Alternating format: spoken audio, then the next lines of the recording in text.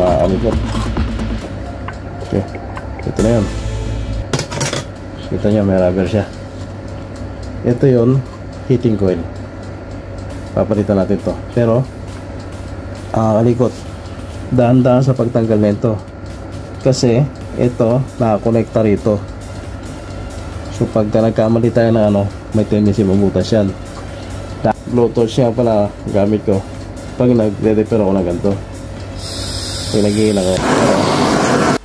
As you can see mga kalikot, iniinitan ko to ng apoy yung tornilyo mga kalikot, para pag tinanggal natin malambot na siya, hindi natin siya mapupersa, baka mabutas yung copper plate. Sa part na to mga kalikot, habang tinatanggal natin, dapat dahan-dahan lang mga kalikot. Ingatan natin na hindi mabutas yung copper plate. Ano na to? Mainit. Minit nga pala mga kalikot. Minit nga pala.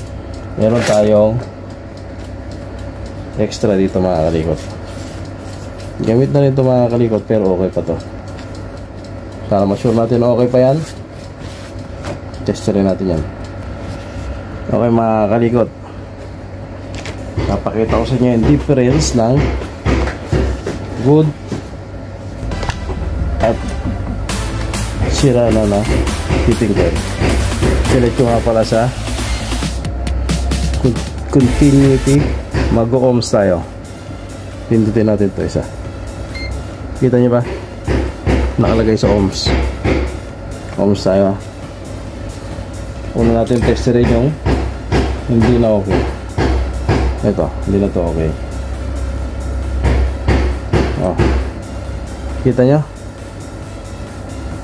45 ohms, 46 ohms. Yan. Ito naman yung okay.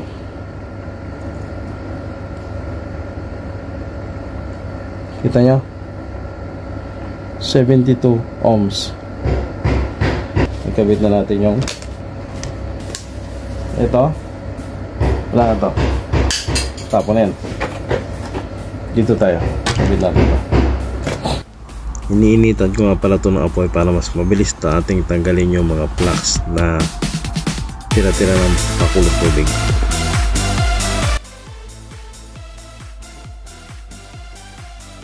So nakikita nyo mga kalikot, no? Nililiha ko ng konti itong ilalim ng copper plate para mabawasan yung mga flux na sanay na pinakulong tubig. Dahan-dahan lang mga kalikot, mild lang ang pagkalihan nito para hindi mabutas.